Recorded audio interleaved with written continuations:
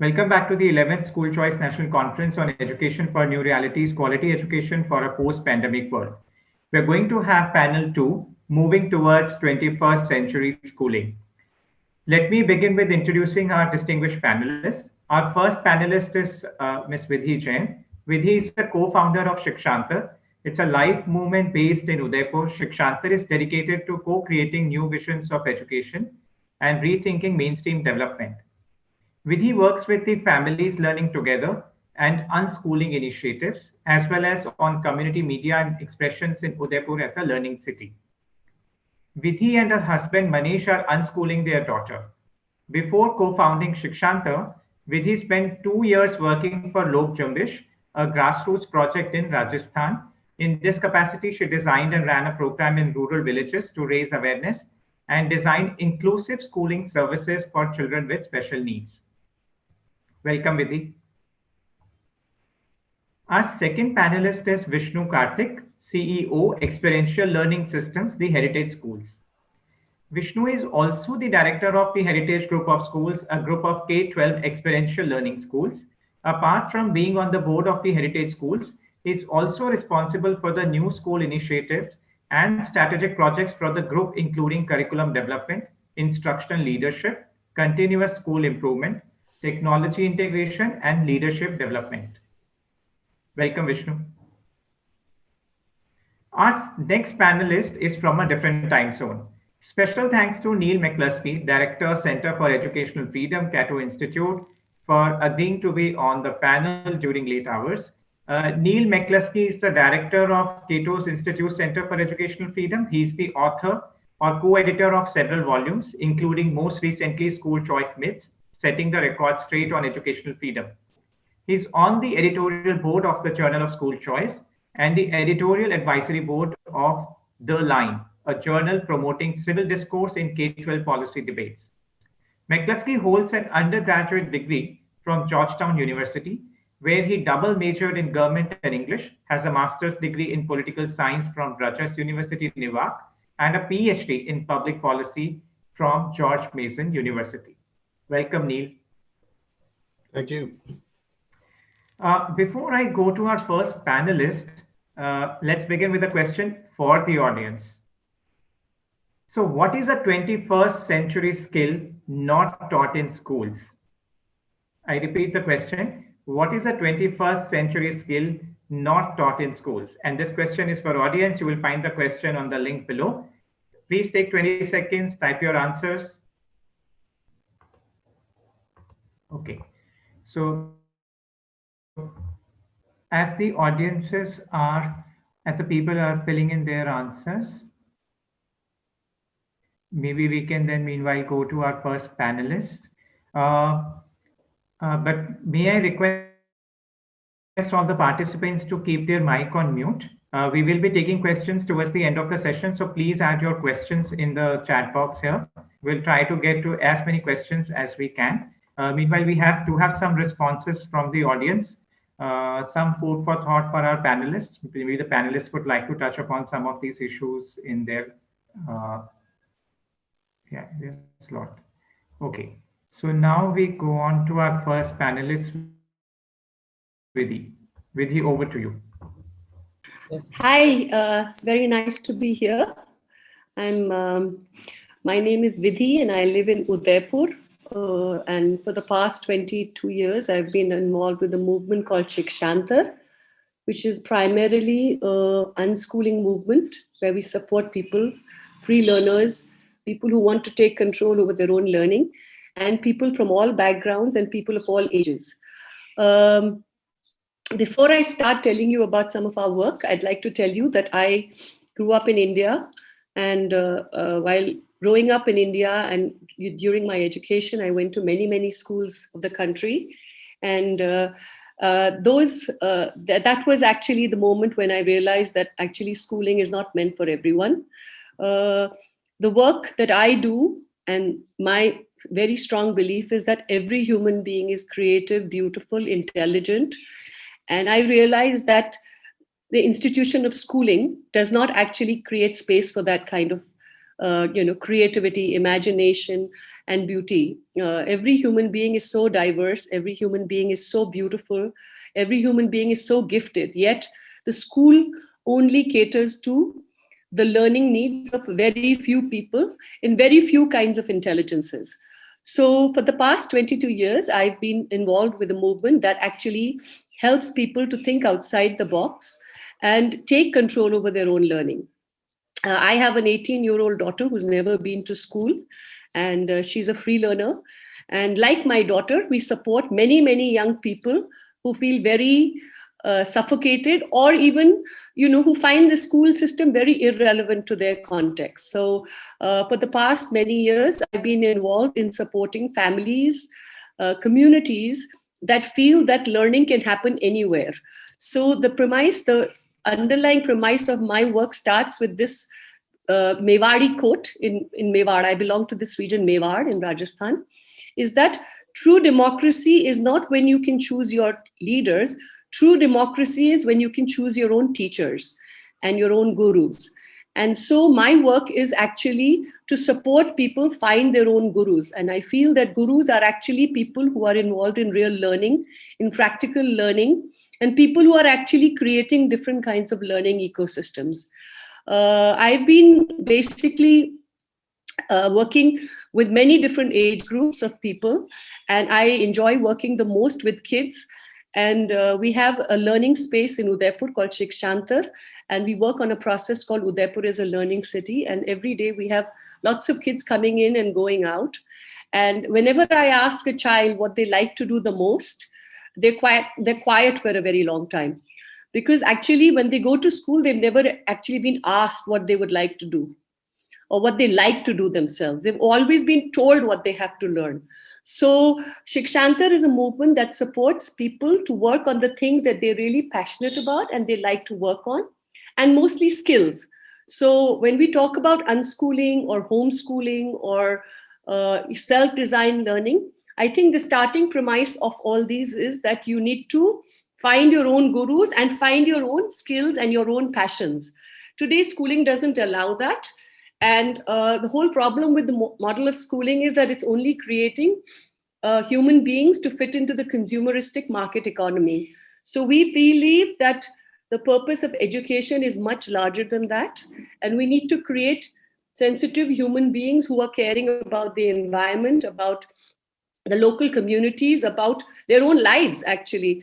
Unfortunately, today, the most important skills of the 21st century, I would think, are actually taking care of yourself and taking care of your community and collaborating and learning, freely. But today, schools have actually controlled learning in such a way that people don't even get a chance to think about their own lives, about their own community, about what is meaningful.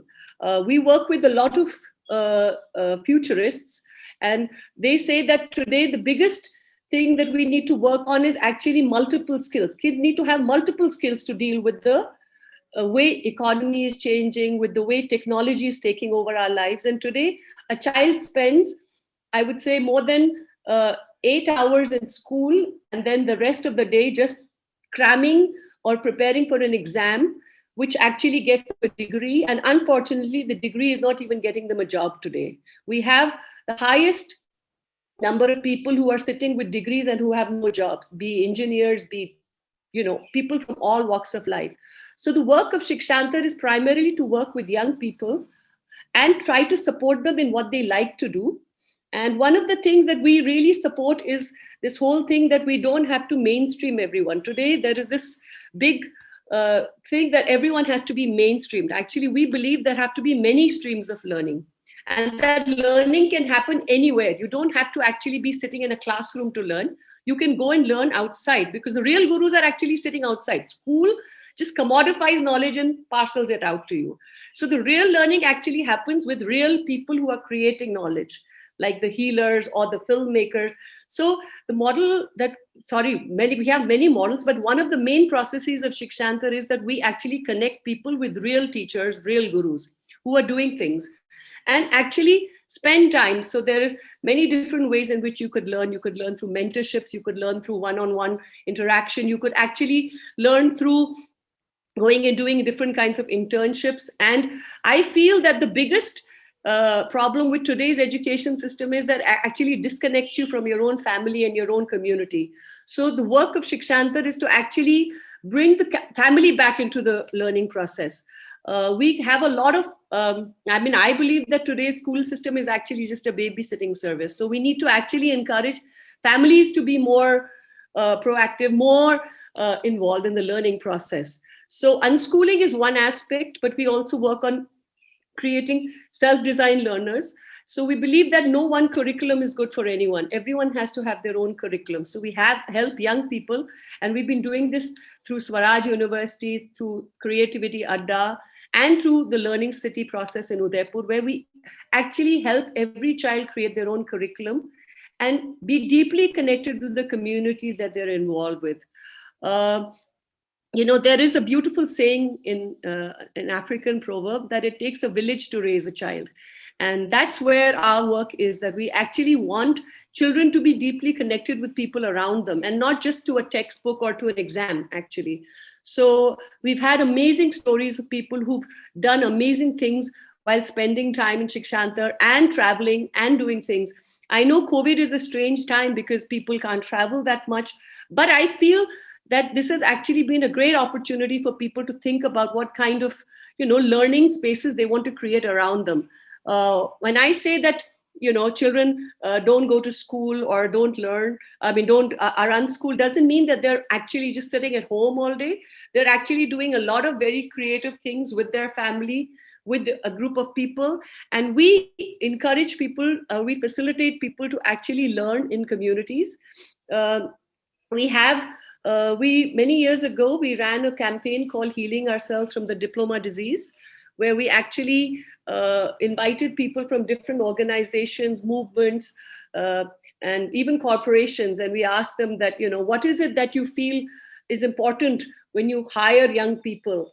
And most of the people said that the degree is actually useless. We don't really care about the degree because the people who come with degrees don't have a passion to learn more. And they're actually quite stuck in their way of learning.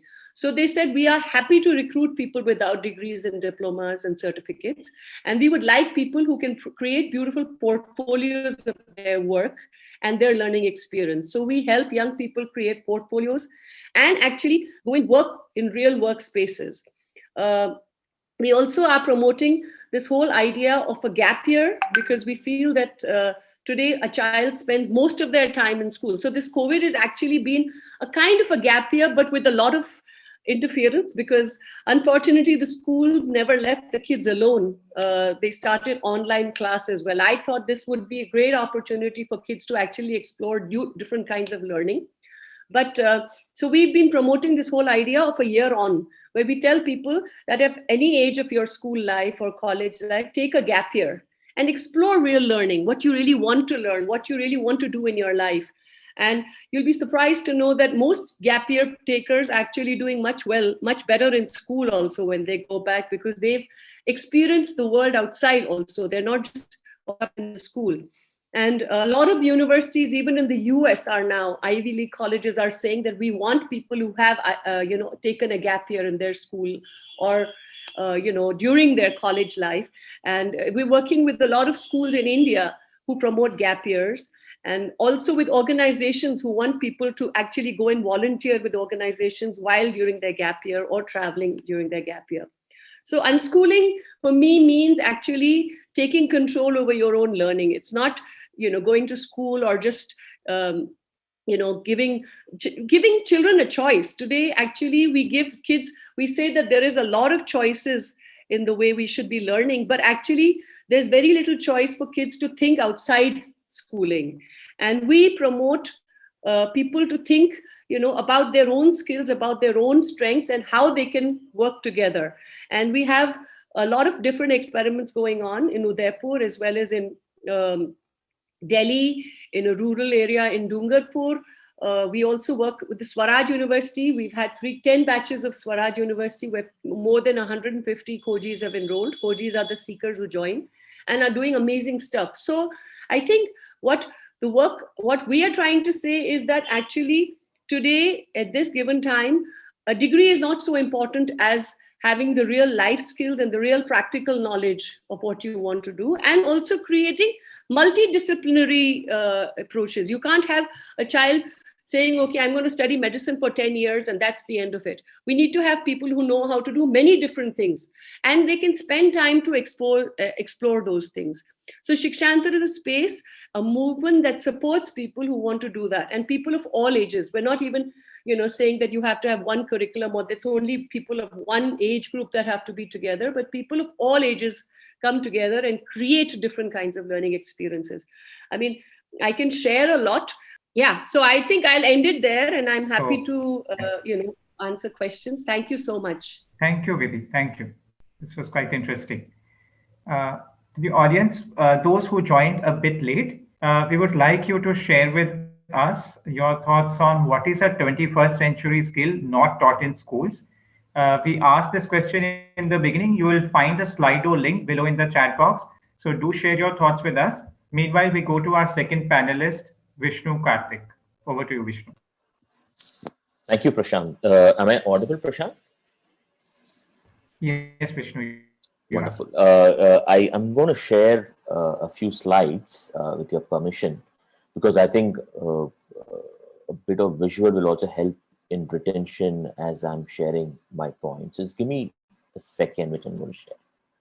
Wonderful. Thank you. Thank you so much, Prashant, for the introduction and having me over in this panel. I must say this, I've been to the first school choice conference many years back, and I still remember I still have the notes, surprisingly, as I was preparing these slides when I had met some exceptionally good speakers back then. I'm going to talk not just from the prism of the heritage schools, of which I'm a part of, but also want to share some commentaries on education, especially in India. In fact, my task is much easier after Vidhi's presentation, purely because there's a lot of things which she had shared, which we at heritage schools have also experienced.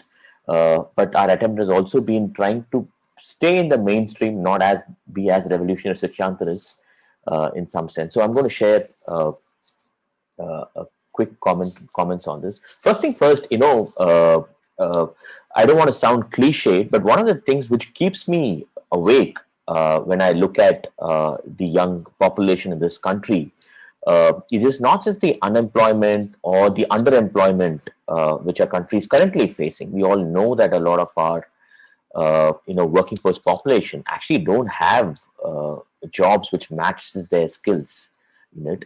My worry is what's going to happen 10, 20 years from now.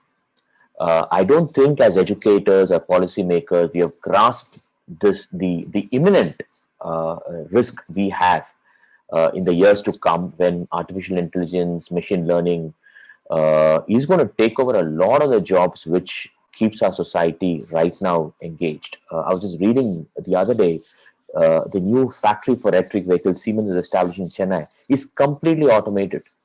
And I don't know what's going to do to the city of Chennai, because Chennai is a city where I grew up in, and a lot of the ecosystem there is only two hubs. One is technology, another is automobiles manufacturing. Now, technology jobs are not getting created. And if manufacturing, you're not going to have these jobs happening, I don't know what's going to happen to our society, which is probably going to have the world's largest workforce population. And I think it's not just a challenge of education, but it's also a civic security and a safety challenge as a nation as well. And that's something which I think we shouldn't take off the prism in it. I put a provocative statement: schools are moving towards irrelevance, and I think Vidhi had hit the nail exactly. I think clearly schools are moving towards irrelevance, especially with the advent of the fourth industrial revolution, which there is no escape in it. I think schools are clearly focused too much on content, which is absolutely irrelevant, and it takes away precious learning time away from what is worth learning. I think we're still obsessed with the teacher-led learning. I often say that our schooling system largely has aped the British, but we are more British than the British now. I think the UK has reformed way ahead, 20, 30 years ahead, and we're still, the British has left, the Raja hasn't, especially in our classrooms. I think there's a very Victorian view of the way learning happens in our classrooms even now, even in privileged private schools, and that's the sad part of this. There's also a lack of culture of teacher support in our nation due to various reasons: policy mishandling, lack of prioritization around teacher development in it, or even a very parochial view of how learning happens. Fourth is poor relationships. It's very surprising, even some of the privileged private schools, the focus on relationships, relationship between the teacher and the learner, relationship between the learner and the peers, a relationship between the parents and the school. I think there's a very little focus on those things, and taking relationships away from the entire narrative of education reform is not really helping the cause of improving learning levels or learning standards. And lastly, I think we are a test-focused nation. In fact, my original slide used to have focus on testing. I want to stand corrected. I don't think it's anything wrong to focus on testing. Testing is important to drive accountability, to drive school choices. But I think our nation, like many Asian countries, are focused predominantly on examinations, which not necessarily test what is worth measuring. In my view, there are 5 key pillars a school of the future should focus on. And it's building on what Vidhi had shared some time back.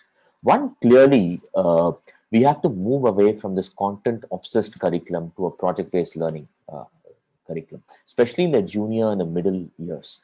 Even if you assume and we accept the argument that our higher education is going to focus on a equitable system, and there's no better equitable system than an entrance examination, even you assume that argument, I think at least focusing on real-life learning in middle and junior grades would do tremendous impact in helping children be ready for the 4th industrial revolution. Second is focus on relationships itself. I think it should be a criteria or a core focus for any school reform, that how do we ensure that the relationship of trust, care, peer learning, collaboration exists within the community in it.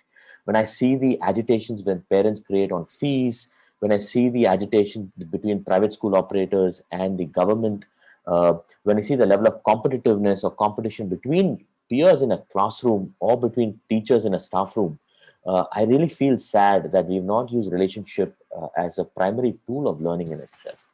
That leads to the 4th point. I think, Prashant, you also asked the question from the audience, what is not being taught in the school in it? In our view, a good school should predominantly focus on social emotional learning. At the heritage schools, we call it the human framework.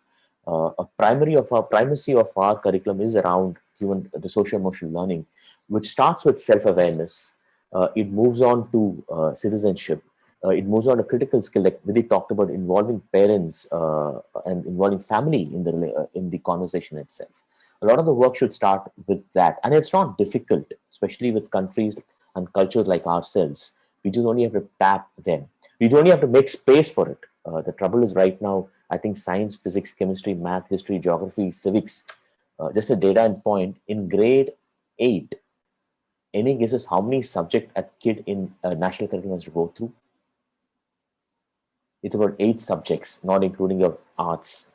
In 9th, it becomes 11 subjects. And I can't even imagine for a grade 9er, you have to go with 11 subjects, then physical education and arts. I don't know where is the time in that tiny developing brains for anything more important in life.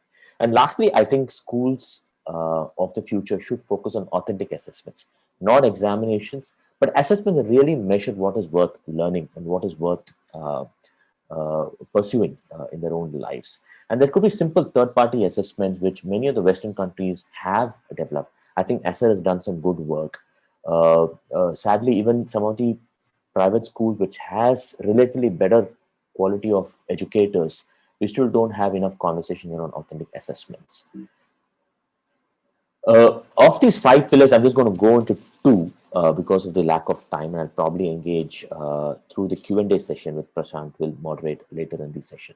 I think one of the 5 pillars I talked about is project-based learning, and that's a simple, low-hanging fruit every school can do. Vidhi create a great framework that if a school is in, let's say, in Udaipur, you use Udaipur as the excuse, as the prism, as the hook, as we call it in our school, to pursue and explore more learning opportunities. It kind of gives an authentic purpose in itself. And every school can find its authentic purpose. in that community where they are rooted in.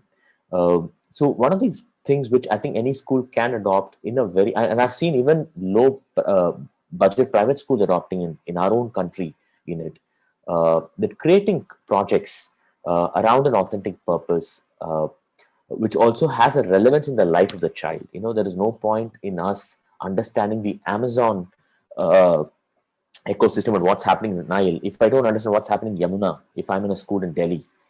And Yamuna can be present to understand, let's say, river systems. And if you understand Yamuna better, you probably will understand any river system in the world. So building a relevance in a child's life in the community where they are rooted in is extremely critical. Also, helping students solve real life problems. They're not simulations. I know many schools move towards projects and try to do summer projects, winter projects, etc. But those projects are often simulation, and children know that this is not real life.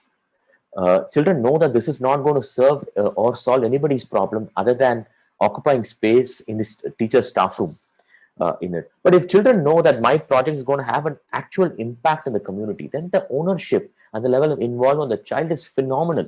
You have to see that magic. I don't think any words, what I have shared or what Vidhi has shared, is going to convey the power of a real life problem in a child's life. And it's just not children, even adults like bureaucrats, government officials, their own involvement and response increase tremendously when a child goes to their office before that Sarkari Babu and say, hey, I want this problem to be solved. Can you help us? Rather than adults going to their office and trying to help them solve the problems. Even RTA responses we have found over the last 7-8 years, the responses are much higher from government when children apply rather than adults applying. So I think using real life problems in a child's life, when this happens, children automatically becomes change agents. Children automatically become social entrepreneurs. Children automatically become leaders. Leadership is not taught through doing leadership workshops or doing moral instruction classes or doing leadership sessions in class. Leadership is taught when children experience real change through their real work in the classroom. In it, this is one thing. If I really wish and pray that this audience can take away is launching 1 or 2 small real life projects in the timetable structure and helping students solve this problem for themselves. Then automatically children will become owners of their own learning process. The second thing I really want to go a little deeper is social emotional learning itself. I think there is enough literature available in it. I think the government has also taken a lot of steps. By the way, one of the things I really like what the CBSE curriculum is currently doing, although I see a lot of flack in the media for it, is CBSE deciding to drop 20% curriculum. Of course, the devil is in the details, but the very fact that you're going to drop 20% of the curriculum load itself is the biggest reform this country can welcome. Because our biggest obstacle to doing any meaningful work in schools is the curriculum content itself. Jay McTighe in the US, who's also the brain behind Understanding by Design, is one of the profound frameworks to design curriculum. And he talks about what is worth learning. He says, and they did a research across curriculums in the US and Australia and New Zealand. I don't know if India is covered, but many of the Western nations. And he said that to cover all the syllabus in many of these nations, you actually need 60% more time than what is mandated. Now, this is on Western nations where typically curriculum load is lesser. Asian countries like India typically have much higher load of curriculum. In India, I would imagine you need probably 100% more time to cover the curriculum which CBSE sets itself, its schools to teach. So I think social emotional learning. Third is, I think, what schools should endeavor to promote school choice in itself is independent third-party assessments. Not the assessments which we do as exams or tests, not the assessments which CBSE mandates in grade 10 and grade 12. This could be independent assessments, could be the education initiatives, could be your own defined assessments around skills. Like I've shared what we use in our school around, let's say, English or literacy as we call it. It's not about subject, it's about understanding what reading actually means. Reading actually means 8 skills. Writing is about 8 skills. Can we measure those 8 skills and give a report on those? Right? It need not be child specific, but it can be aggregated, which helps reform your own teaching practice. Another just could be digital literacy. Many schools have computer or technology teaching, but just doesn't make any sense if you don't have standards for the skills to what it makes computer literacy itself. Okay, this is my last slide. I would encourage you, if you're interested to know more about education reform or to be a part of education policy conversations, you can join my Twitter handle. You can take a picture of this QR scan, it'll take you to my page. I would love to interact with you on that. But my last message is, I think a blessing in disguise for education is being this COVID. I think Vidhi talked about it too, that this is a once in a lifetime opportunity to do 4 specific things. I think to relook at what is worth learning. Let's not assume that whatever the syllabus, the curriculums give us, you have to teach them. No, you can drop and choose what is worth learning. Second is encourage students to be self-directed and exploratory. We don't have to spend everything to be taught in the classroom. Children can do their own learning. Third is focus on the power of the small group. We call it the pedagogy of the small group in itself. That a lot children's learning, it grows exponentially when learning happens in small groups and one-on-one and not in a classroom size context. And technology helps us to do these small groups. And lastly, let's view children as not just consumers of knowledge, but creators of knowledge itself. With this, I'm through with my slides. Prashant, I'll be happy to answer any questions in the Q&A session. Thank you, Vishnu. Thank you so much. I think your last phrase, the last sentence, creators and not consumers of knowledge, that was quite powerful. So thank you for the wonderful presentation, Vishnu. I see the connect between what Vidhi spoke and for you further elaborated. And also there's a connect between what audience think about the question 21st century skills not taught in schools. Swati, would you like to display the results once again? Let's see what audience have further added to the board. Interesting. So we see some themes, some replies dominating the board here. Leadership, creativity, mindfulness, learning to learn. Interesting. Okay, now we move on to our third panelist, Neil, and he will deal with this issue from a policy perspective and also talk about schools' responsiveness to pandemic. Neil. Great. Thank you very much.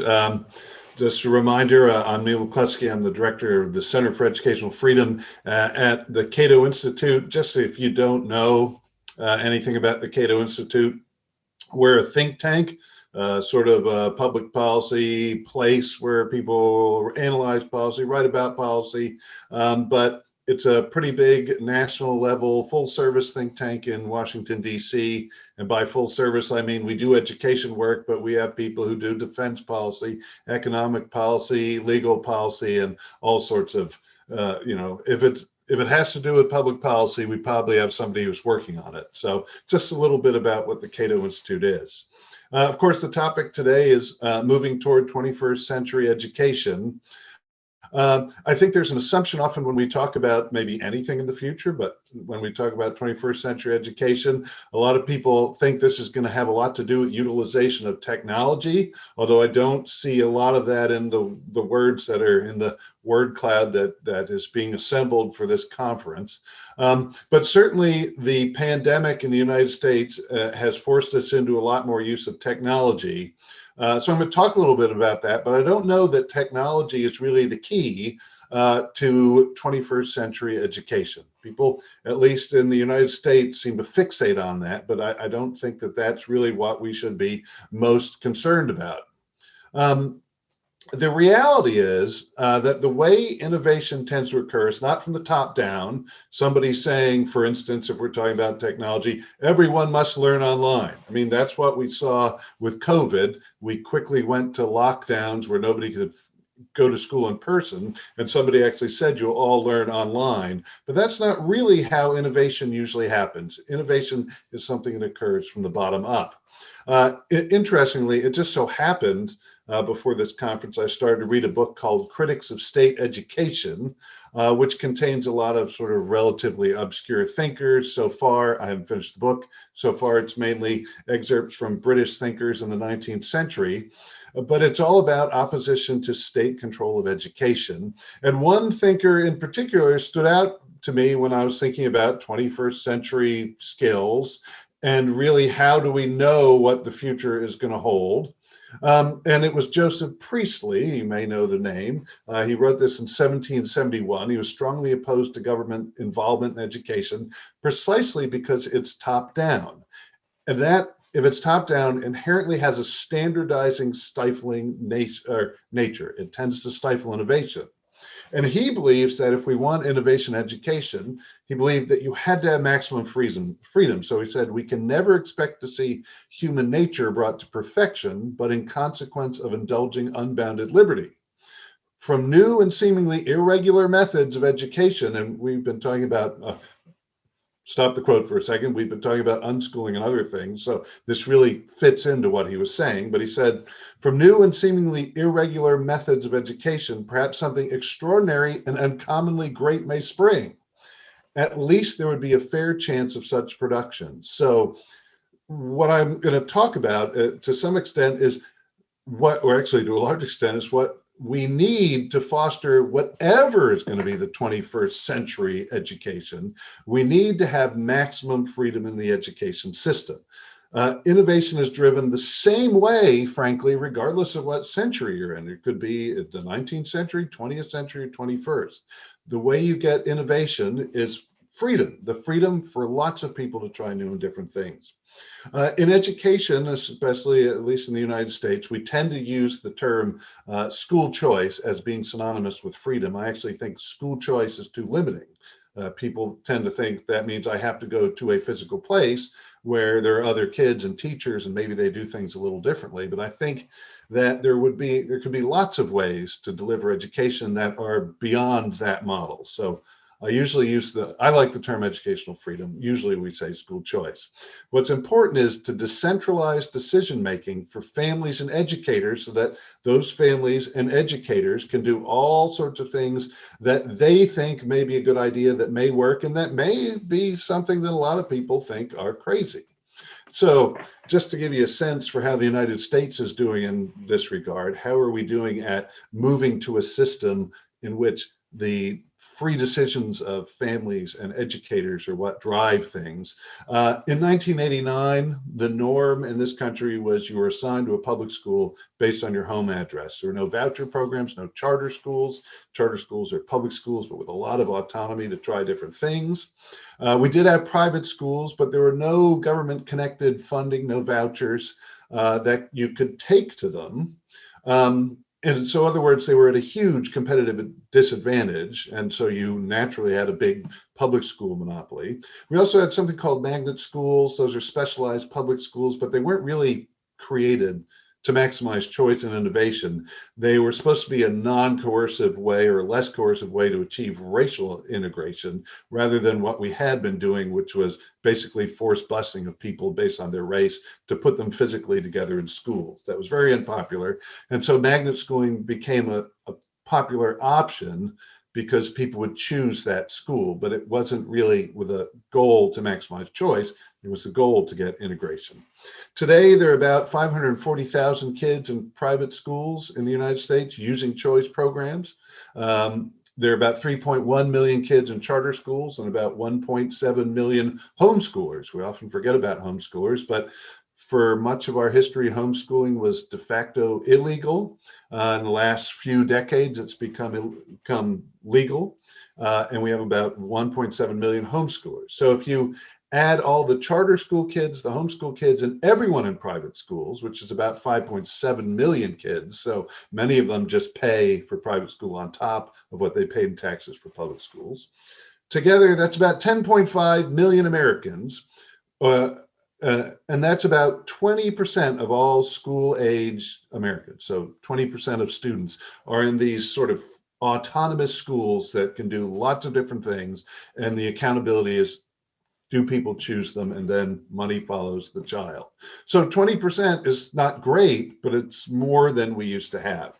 And it's also become sort of ingrained in everybody's mind that you should have some choice. Nobody should only have the school to which they're assigned.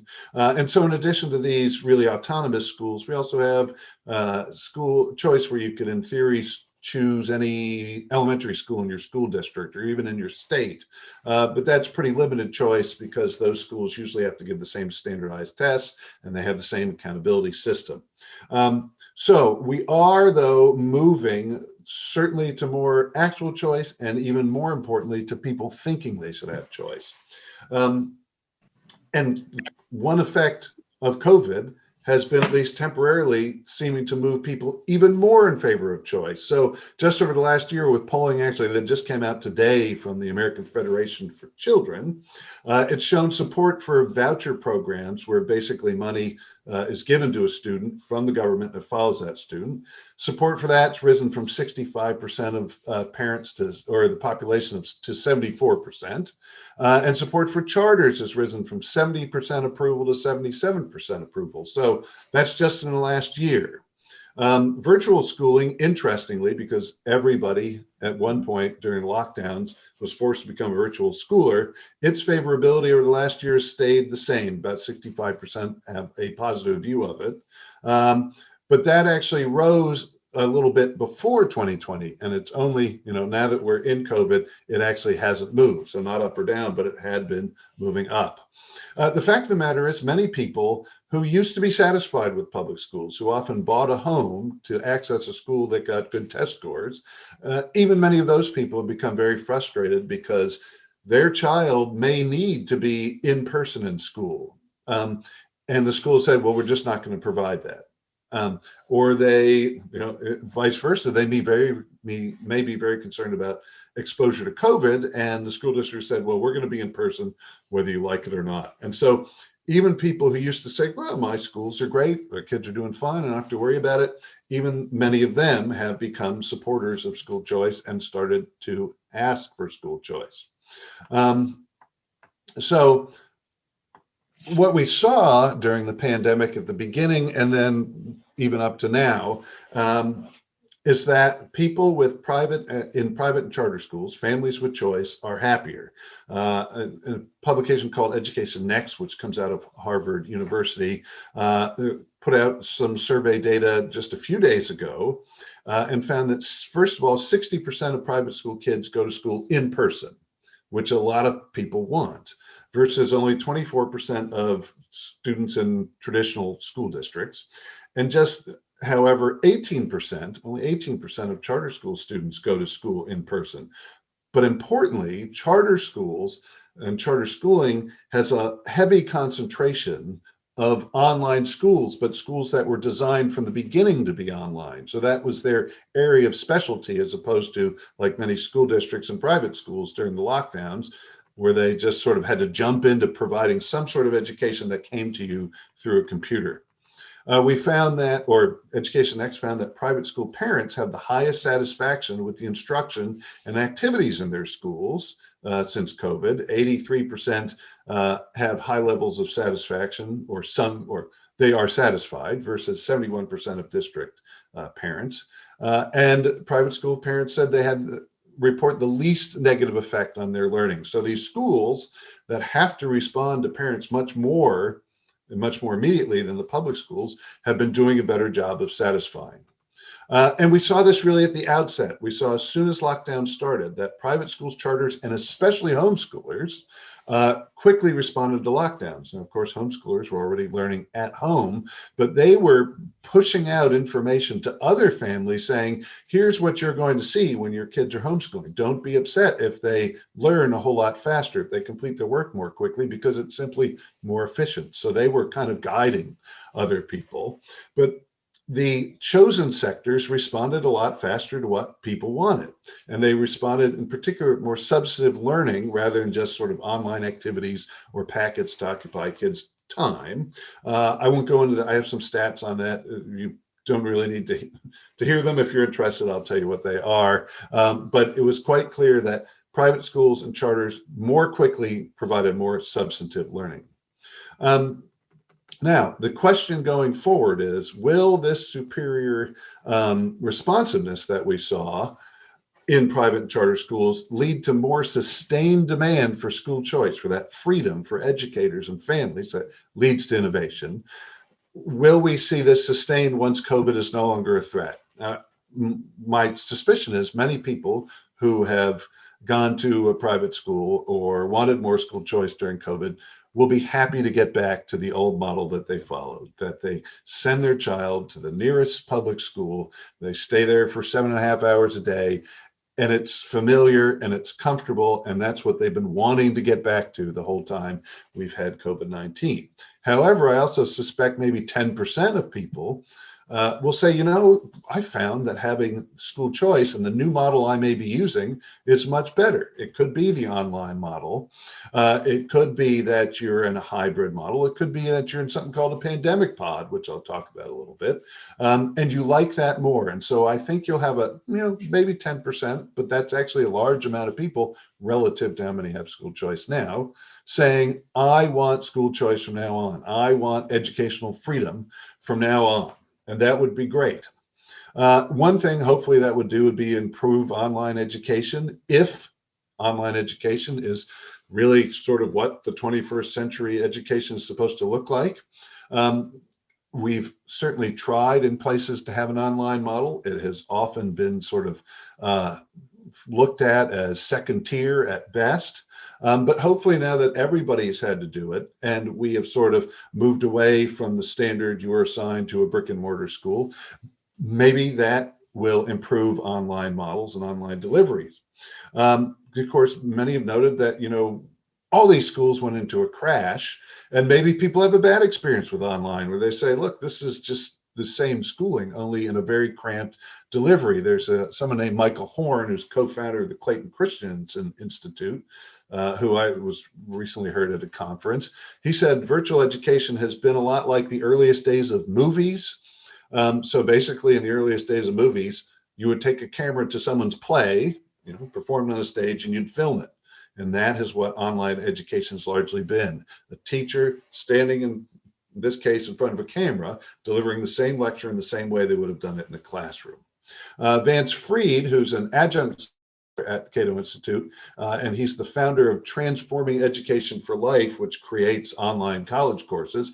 He notes that if you want to really get a good online course, it has to be designed with an online audience, an audience of a computer with all the computer can do in mind.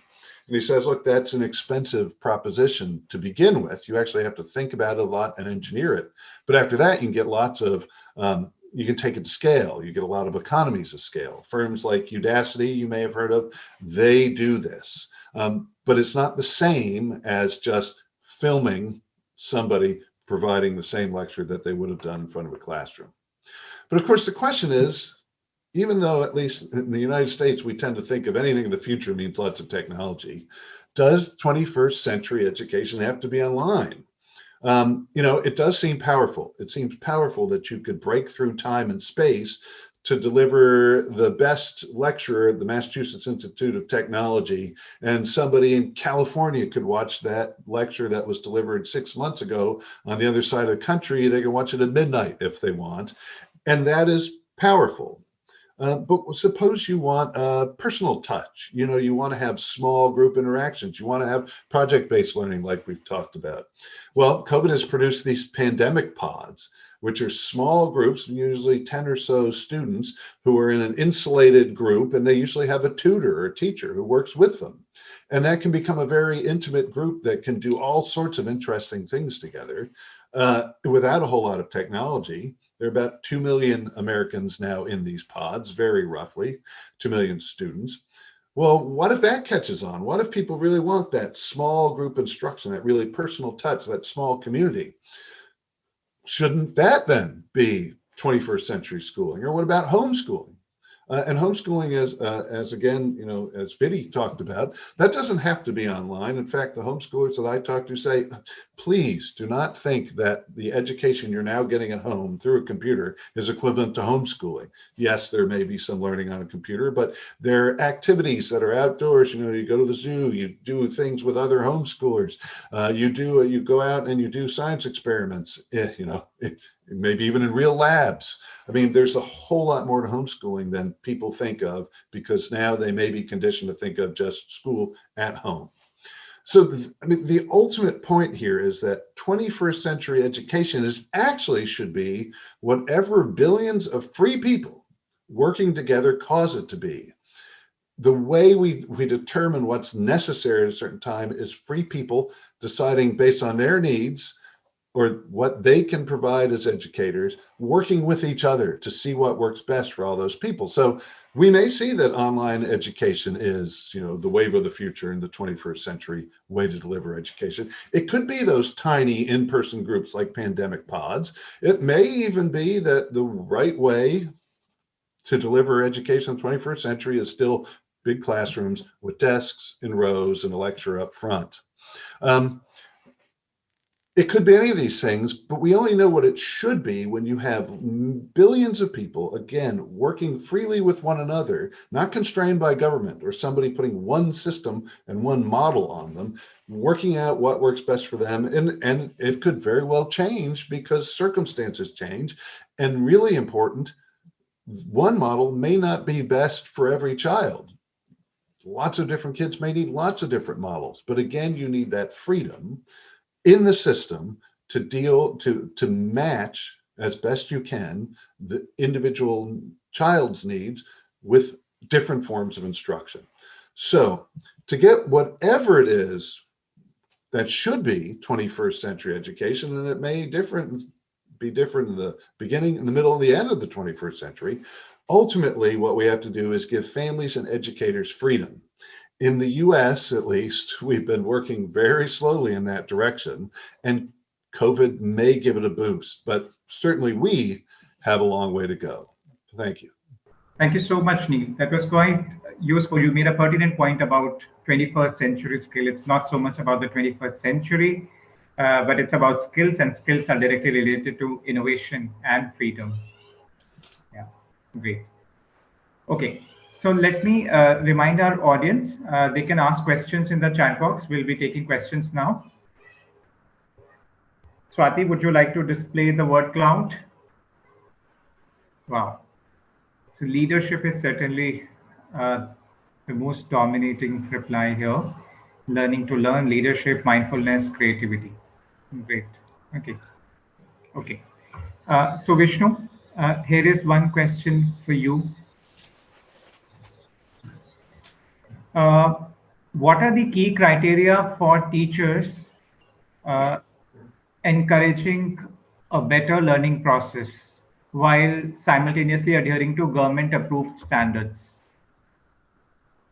So how do you recruit teachers? What criteria do you have in mind for recruiting teachers? This is for recruitments. Okay, so first thing first, I don't think government has very well-defined recruitment standards. I think in India, we don't have a concept of standards the way US or New Zealand or Australia have. We are more qualification-based country yet. Of course, now the NCERT is working on some teacher standard. There's some version that came a few years back, but I don't think that's adopted across the country because we don't have a standards mindset. And that's true of teacher assessment, student assessment, etc. At these schools, and what I would genuinely recommend is, of course, there are minimum criteria of B.Ed, etc. But we all know the quality of teacher education in this country. I often joke that teacher education is the next best regulated industry after nuclear technology. It's simply impossible today in our country to start teacher education. I mean, you could probably convince the government to start a nuclear plant outside Delhi. That's why all kinds of people who probably are real estate brokers who get into teacher education. In fact, there are weird norms in it, but good news is I think there is some conversation today to deregulate even the Azim Premji Foundation, which has an exceptionally great track record of at least intent and committing resources, took about 6-7 years to start their own teacher training program. So I think schools like ourselves have pushed the envelope. We don't look at the traditional B.Ed criteria. We in fact look at 2-3 things. One, they should have a serious passion about wanting to create change. And I think that's important. Second, we look at is they should have high quotient of learnability in it. So they don't need to have any traditional training in education because there's none available in our country. Of course, there are exceptions. I'm not trying to say there are exceptionally good teacher training institutes in this country, and we have produced good teacher educators and teacher leaders. But largely, it's not a systemic solution. So we look at people who can quickly learn who can, who are committed to, being mentored, being coached, observing, figure out ways, and they are good learners. Third thing we definitely look for is a capacity to collaborate.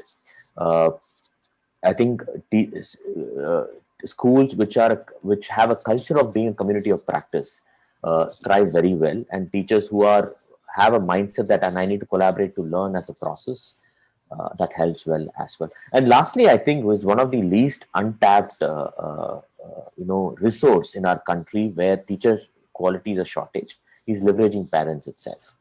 I think a lot of schools have exceptionally good parent communities. It is just about reaching out to them, opening the doors, and making it possible to contribute in it. At the heritage schools, one of the things we've really focused on is get parents come as teachers or even as professionals. I think we talked about getting professionals or practitioners to come and talk to children, and parents can play that role wonderfully well. Thank you, Vishnu. This question is for Vidhi. Vidhi, many parents have FOMO, fear of missing out. While thinking of homeschooling, they have a feeling that they might miss out on mainstream education. Can you share any anecdote or any such experience that you have, either personal experience or maybe that you have seen in other parents that was holding them back from homeschooling or unschooling? Yeah, thanks, Prashant. I just feel that, as I earlier mentioned, that today the role of parents in education, schooling, is just sending them to school and, putting them for tuitions and stuff. But actually, the role of a parent has to be really, unlearned, because today schools are equal to education. And I feel that whenever I work with parents, there's this big thing that, if our kids don't go to school, they won't learn this and they won't learn that. And I always tell parents that, first you need to find out what your child wants to learn before you actually tell them what to learn. And we've had thousands of young people who've come who hate going to school, and their parents still keep forcing them, no, they have to go to school because they need to figure out this curriculum, they need to finish this course. And I keep telling them that, look, if you don't want to pull them out of school, at least give them some time in the days that they're going to school also. And so that's why we actually, for me, when I talk about unschooling or homeschooling, I never say that I'm promoting homeschooling or unschooling big way, but I tell parents to make their homes creative. Because if they have a creative home where parents are doing things, where kids get exposed to other things, then going to school is also okay. So we've had a lot of young people who've come and whose parents are like, no, we need to finish this curriculum. Only then can we send them to do this. I say, first, let's get them to do some of the basic things that they want to do. If they want to do more further studies after that. And the other thing that I really promote is this whole idea of a gap year. I think in the national education policy this year also, there is clear flexibility that a person can go in and go out of school. So there should not be this fear that their child is missing out of anything. A child can take a 1-year gap and get back enrolled in school. There is this flexibility. And I think that just giving children a little bit of freedom, a little bit of choice, even at what they want to do at home, is very important. Most parents feel that they have to keep the kids busy. This keeping kids busy all the time, kids are not learning. This is something that parents have to unlearn. This is a fear, that parents have been always told that your kids, if they're not learning, if they're not sitting in front of a screen, if they're not going for a class, if they're not kept busy, they're not learning. I think this is all, a lot of conditioning that's going on. Parents need to unlearn all this. That, kids are learning anyway. Even if kids are breaking something, they're learning something. Even if kids are in the kitchen, they're learning something. Even if kids are in the farm, they're learning something. They're learning all the time. We have to actually get this out of the parents' head that kids have to constantly be supervised, told what to learn. And I feel that most of the time when I work with parents, I say that we need to unlearn all this fear, all this, sorry, I use bad word, but all this shit that's in our head that kids need to be taught in a certain way. A farmer, when he goes to farm, he doesn't say that, okay, bacha, tum wahan baitho classroom mein and I'll go and do farming. The farmer takes the child to the farm and the child learns farming, right? So the thing is that parents have to actually also think of how they can be gurus or constantly be learning. And this fear of missing out, you're not missing out on anything. I don't think that there's anything that you're missing out on when you're missing out on the most crucial years of your life. Childhood, which is the most important 10-15 years of your life, all you do is spend time in the school. Children are deprived of nature, children are deprived of interaction, children are not getting to go out and do things that they really want to do. So I feel that actually going to school is actually depriving kids of the most valuable learning experiences. And we need to actually break this myth that, going to school is learning. There is much more learning outside the school, and we need to encourage that kind of learning. And parents understand that deep down inside that their children are not getting the chance, but we need to just help them step one step. I always tell parents that when you go to work, take your kids with you to work also. They should also see what kind of environments you're working in. Let kids do things that you consider wrong, because our instruction and our guidance sometimes can actually make the kids fearful also. So it's about unlearning for the parents, not the kids. And I work a lot with unlearning around my own unlearning around communities where we need to create a safe environment for kids, where kids don't feel that they're being obstructed or stopped from doing things. So I don't think any kid is missing out, because everything is available online if they want to learn something. My daughter never went to school, but she learned everything. My daughter learned how to all her mathematics in the sabji mandi. She used to go to the vegetable market and she learned how to measure things, how to deal with money. So there is so many interesting people outside, and you need to learn what is important for you, not for, curriculum today. Every child has a different way of learning, and we need to appreciate that. I hope that helps. Yeah. This was very helpful, Vidhi. Thank you. Neil, this is a question for you. Recently, there was an advertisement by an edtech company on Indian media. They were advertising their coding classes for kids as young as 5 years. What do you think about that? Well, I mean, generally speaking, I'm all for having as many options out there as possible. I don't know anything about this company, but that is probably the heart of the question is, well, how do we know whether or not this is good for the child and whether or not this works? I think that Vidhi probably said the first thing that's important is, does your child express interest in learning how to code? Now, when I was 5, I probably didn't want to learn how to code, but when I was 10, I thought, boy, it'd be great if I could be a computer programmer. And so it could very well be something that is an excellent option for a lot of kids. I can't remember the name of the organization now, but when lockdowns here first started, my son started doing classes about his favorite video game, which really got him interested, and that was great.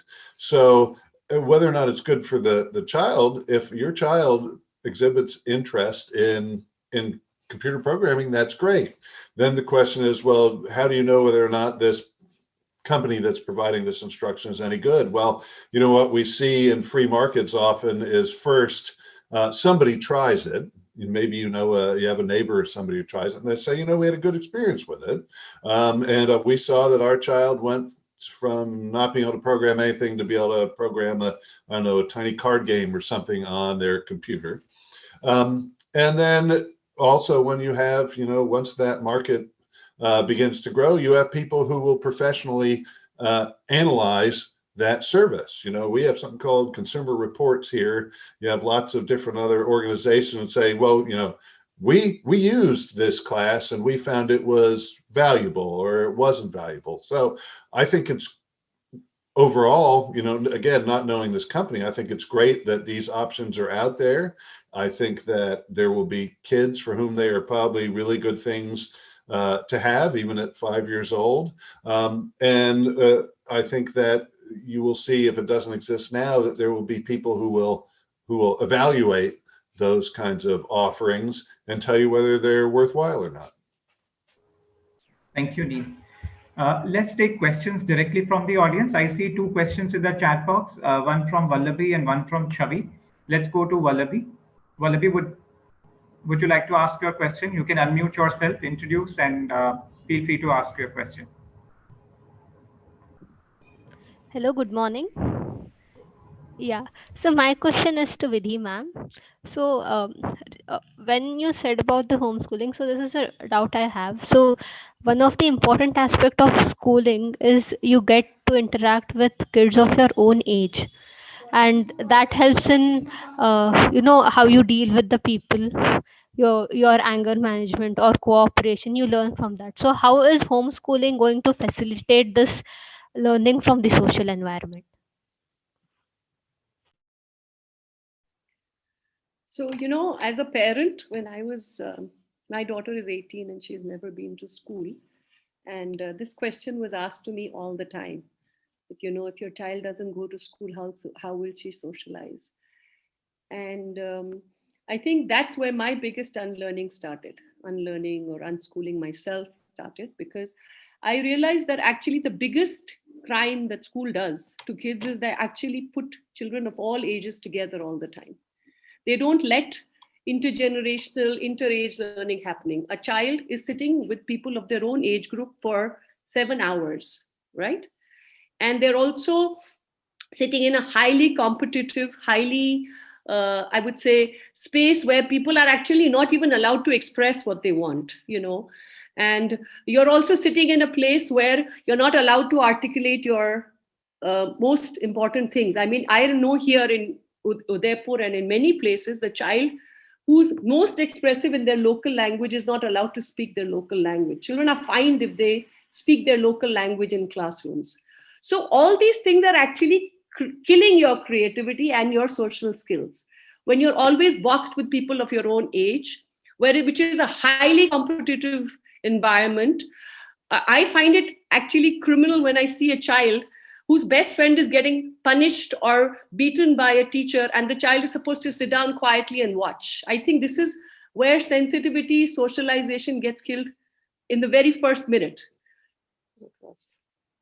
And I think we need to actually create some kind of, spaces where there is much more intergenerational learning. So, when my daughter was growing up, she used to grow up with people of all ages. And we believe that real learning happens when you have older people with you, younger people with you, people of all backgrounds with you, and you don't constantly have to compete. I think socialization is much more important in practical learning environments. If you're going to be interacting with people, you're going to socialize more. To be very honest, I feel that children who are going to school are actually more antisocial than children who are not going to school, because they're always stuck with their own age group. So for us, we try to create environments where there is less competition, where there is more space for hands-on work, where there is more space for people to actually learn about what's going on around them. A classroom is just sitting in a classroom, your kids always just sitting with your own age group. And that is actually one of the biggest problems today. I mean, if you actually look at what peer pressure does, is also something that we have to question. Peer pressure today, the way the media is targeting the one peer group, we have to also have intergenerational, multi-generational learning environments. So I feel that actually it's very easy to create communities where there are many people of many ages, and people actually have to be encouraged to do that. And natural learning happens intergenerationally. A classroom learning is not a natural learning environment. It's actually the most artificial, most, I would say, created place where kids are forced to sit in one place for many hours while they're hating what they're being taught. We have this friend, Sonam, who says that till the age of 12, kids are not supposed to be sitting in a classroom. Their bodies are not made to be sitting in one place and listening to instruction. They are supposed to be running around. Their bodies don't have that kind of energy. Their energy needs to be actually exploring different spaces. So when you're making a child sit in one place, you're actually creating a lot of their socialization skills, a lot of their creativity, a lot of their exploration skills. So I say that actually we need to create different spaces in our house, in our neighborhood, where kids can go freely and interact with people of all ages. And I've seen that happening with so many kids. The kids who actually don't go to school are much more confident in interacting with people of all ages. And when they actually get out into the market, or when they know how to socialize much more. Kids who go to school only know how to interact with kids of their own age. And it's a very sad situation, but that's what's happening. Thank you, I Vidhi. hope that, yeah. Yeah. Palak Chaudhary has a question. Palak, you can unmute yourself. Hi. So my question is for Vishnu. I would, at the grassroots level, I've realized that a lot of times that when we go to schools and tell them about PBL or even about integrating some more technical, devices or perhaps new systems, teachers are not very proactive and they do not want to try new things. So when we talk about taking 21st century skills ahead, without their support, how do we integrate these skills? So, Palak, I don't know if there's a right question in some sense, because you really can't implement any of these things without teacher support. So, I'm going to rephrase your question. So, how do we create teacher buy-in? I would imagine that's your intent of asking this question. Yes. Yeah. So, that in my slide, I also talked about primacy of relationships. In fact, the only way you're going to have any sustainable change, especially in a school context, is through creating a buy-in. The stakeholders, including the teachers, completely see why they need to do certain things in it. Now, it's very difficult to respond to a question because there is a wide variance in the type of schools we have in our country, rightfully so, and that's why this answer would vary from this one. So in private schools, for example, urban context, I think parents should ask for these things. One of the biggest problems why schools also don't change much, because parents don't ask the right questions to our schools. That's true of private as well as government in that sense, for various systemic reasons too.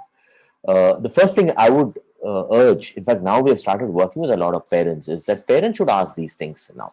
Moment there is a demand, schools would adapt to those, and if that happens, automatically there will be increasing demand. If you ask teachers, why would you not want to implement? All teachers want to do it. I have not seen any teacher who doesn't want to do reforms. But their response would be that there is not enough support from the institution, from the management, from parents also. So I think it should start with parents first. We should educate our parents what is good education is. How does good education look like, feel like, sound like, and what do you need to ask your school first. Second, I think also investing tremendously in capacity building. I think we have awfully short of building capacity in our country, and building capacity not about teacher education. In fact, I feel the narrative around teacher education reform is a little misplaced, because we focus a lot on teacher education, which is important, but the bigger ticking time bomb for our country, more than teacher shortage, is teacher leader shortage. We don't have the right leaders to lead our right teachers. In fact, in our country, unlike in the West again, see, in the West, there are clear tracks. If you're a young educator, if you get into, let's say you get your teacher credentials, you take two paths. Either you become a master teacher, stay with your subject, become a master teacher, or you become an administrator. As young as 29, 30-year-olds, you can choose to be an administrator. You can go on to that path. And that's the way ideally it should be, because good teaching should not lead you to good leadership. In our country, what happens, the moment you become a good teacher, you pulled out of the classroom, given an administrative role. They're neither doing what they're enjoying, nor are they good at administration. So another significant investment our nation has to do to sustain good teacher capacity building is good leadership capacity building. Of course, I can answer more. I don't know if we have the time for that, but I think these are the critical levers we need to live, working with parents and working with better teacher leaders. Sure. Supriya has a question. Supriya?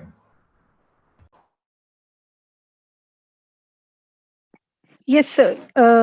So my question is to Nidhi ma'am, that due to so much fear that parents and teachers constantly put on their children, many students become very fearful of taking unconventional paths that they might want to take, that they might be interested in to take.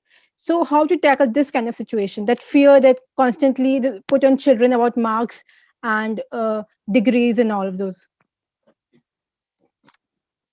Yeah. So, I mean, I believe that, um, as I said, that it's actually a lot of fear that has been created over the years. This fear is actually only growing more because we're living in such uncertain times. But when you start thinking that, where all our fears are actually quite baseless, because we don't even know what the next 10 years hold for us. Today we are only preparing our children to go to school and get a job, right? That's what schools are doing. You get a degree and you get a job. But you also have to see that times are changing so fast. The economies are changing so fast. The world is changing so fast. We don't even know what's going to happen in the next. Actually, I don't even know what's going to happen tomorrow or day after, the way world is changing. So all the fear that we have is the fear of the future. 10 years from now, my child will get a degree and get a job. 5 years from now, my child will pass class 10. These are all fears of the future that we have actually no idea about. What I tell parents is that actually first do a reflection on your own learning, on your own education. Did you go to school, and how much of that school education or that fear of that, what you learned in school is actually useful in your life today? What is it that's most important for you as a family today? So a lot of parents say, no, we want, there's a friend of ours who says that, he's a Gandhian who passed away lately, and he said that outside every school, there should be a board that says, you're most welcome to send your kids to this school to play, to learn, do whatever. But at the end of their school education, we do not promise them a degree or a job. See how many people will send their kids to school if they say that there is no job guarantee after that. And that's actually the reality, that kids are getting degrees and don't have jobs. So when I work with parents or when I work with families, I say, look, you don't have to constantly be running after a job or a degree. You have to actually spend time working on what you really like to do. And that fear is a fear that we can't even, there's so many fears as parents. We don't even trust the people around us. We have to actually trusting people who are around us. Most of the people who we need as our teachers are around us. We need to actually start spending time outside. We need to start trusting that actually a child can learn from everyone. They don't actually have to sit in a classroom and learn all the time. So this fear is actually, and kids don't have this fear. It's just the parents actually. Kids don't want to be sitting in one place all the time. So we need to work with the parents. And I feel that the best way to help parents do that is actually reflect on their own learning. What is it that's useful for them from that school education? You ask me as a parent, I spent 12 years in school and 3 years in college. I don't use anything that I learned in school in my life. Ma'am, what I learned is actually outside when I was in school. So how do you actually start creating spaces where children can do authentic learning, which is really useful for them in their lives? Is that helping? So I'm saying that we have to create situations where this fear can be, we have kids who come from different backgrounds, and those kids, once they start doing hands-on work, they forget about all these classroom and all these things. They want to do things that are more relevant to them. They want to do more things that are actually connected to their community. When you start having cooking with kids enjoy these things. Kids want to do things that are done at home, not sitting in a classroom and writing exams all day. So we have to work with the kids as families to be able to unlearn that. Actually, ma'am, what you said is totally correct. But then a person, like a child of 18 years old, when that student is sitting in the class for 18 years, and when he or she wants to do something different, they don't have that courage because they have sat in the classes for 18 years. So how to build that courage? Because so I think that's where I say that kids need to start getting exposed to different things. You cannot have a child doing 18 years of school education and they say, okay, now you're a free bird. You have to actually have many different spaces, like where people can actually go. As a child, as a parent, it's our responsibility as parents to expose our children to many different learning environments. You cannot say that this child has been 18 years of rigorous structure. We are also used to a structure, and we need to step out of that comfort zone. We need to help our kids step out of that comfort zone. School is a very cushioned comfort zone. Kids go in the morning, parents pack their kids off, bring them back, then put them for a coaching class. These are not natural ways of learning. We need to actually start questioning this. We hated it. I hated it when I was doing it, but I didn't know there were choices. And when you start seeing the real world outside you, nobody would want to be inside. So we start small steps, like a child, start doing small experiments at home, start doing farming in your rooftop, start doing things that actually may get the child excited and things. And then gradually you'll see that the child is going to start articulating what they really want to do. A classroom doesn't give you that space to articulate what you want to do. You're never asked that question. If you start letting your child doing, like Vishnu was mentioning, small projects at home, let them start their own business at the age of 10, 15. They learn so much more. There's a friend of ours, Jinan, who says that the difference between learning in a village and learning in a city is that in a village, a child grows up seeing processes. When a process is how a cow is born, bachda kaise bada hota hai, how they milk the cow. They see how milk comes to you. In cities, children only grow up seeing products. They only see milk. So we need to encourage more process-based learning where children see what a seed, how a seed grows, how it's becoming a tree, how you need to water it, how you need to care about it. So these are processes that we have to start in the house. I don't blame the school. The school is doing its great job. It's doing the great job of creating consumers. As parents, we have to think of how we want to raise our children. Schools were meant to do this. They were never created to create, they were always created for creating consumers. As parents, we need to see what we can do. And I think this fear will go slowly if we as parents start doing creative things at home. You must have so many skills that you can share with your child. Start doing that. Your child will automatically start appreciating those gifts. Today, we have left everything to the school. This institution called a school was never meant to take so much of our life. So we need to actually reclaim that space, the house, the community. Education is a worldwide process. We can't just limit it to school and say, okay, at the end of this is the end. So how do we start building the capacity of other spaces around us? That's what I'm saying. Yeah. Thank you, Vidhi. As a parent, I can totally connect to what you're saying. Thank you. I'll take one more question, and this last question is for Neil. Neil, in your book, Pets in the Classroom, How Big Government Corrupts, Cripples, and Compromises American Education, you have been a strong dissenter of the No Child Left Behind policy. And how do you think it substitutes Every Student Succeeds Act fares vis-a-vis NCLB? For our audience, can you please give us a little background of both the policies? Sure. So the No Child Left Behind Act was really the culmination of a few years of federal level education laws. So if you don't know a whole lot about the United States, a lot of the governance of our schools, public schools, happens at the school district level, which is kind of localized. Then states, sort of the middle level of government, have a fair amount of control over what happens in education. They can set standards, they can have tests. And the federal government usually didn't have a whole lot to do with education. Constitutionally, it doesn't have any authority to be involved. But in the 1960s, basically, the federal government started to spend money on education.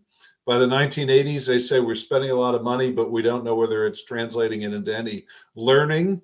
And so they started to slowly add requirements for anybody who took the money, and that was almost every district because everybody likes money.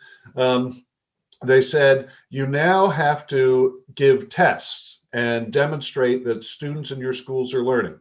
And in No Child Left Behind, they said, look, in previous laws, you haven't done it. Now you have to have standardized state level standards, state level tests of those standards. And every child and subgroup, all children and every subgroup of children have to make something called adequate yearly progress to something called proficiency in math and reading. And so it reduced all of education basically to math and reading test scores. And whether or not for groups of kids, those number of kids who were proficient, or share of kids who were proficient, was increasing. And so it led to a lot of gaming of the system and things like that. But the biggest problem was it reduced education, which we were just talking about here, is so much more than just a test score, even just what goes on in a school. It reduced education to a test score in exchange for federal money. I thought that was a terrible way to run education. That is just a totally bankrupt way of viewing what education is. And it didn't even work at what it was supposed to do, which is supposed to raise test scores. But those test scores were supposed to represent more learning. There's a lot of indication what it did was it led to more schools teaching kids how to take the kinds of tests the school was being evaluated on. So not more learning, not more education, more of these test scores. And what we ended up having was No Child Left Behind started to make more and more parents angry. It started to make teachers angry. And then it was made a little bit worse when the federal government tried to coerce states to adopt one set of standards. So nationalize a system that had been very localized. This was called the Common Core. And to evaluate all teachers based on kids' progress on these Common Core standards. And the federal government selected tests to go with it.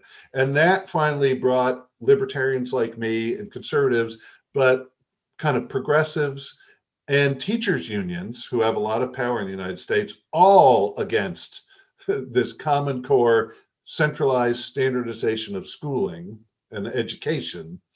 And so there was a revolt. And for the first time in my life, I saw the federal government give back some power. So in 2015, they passed something called the Every Student Succeeds Act, which still requires states to have state standards, state tests, all schools to give those common standards and tests. But it got rid of this adequate yearly progress measure and the punishments that went with not hitting it. So de facto, it reduced a lot of the centralization, a lot of central pressure, and it reduced this, or maybe I should say it expanded the ability to assess education on more than just the state standards and tests, which it was such a, one-dimensional way of looking at education. We're nowhere near where we need to be, but within public schooling, it freed up public schools to do a little bit different than they were doing before, but it's still very standardized test centric.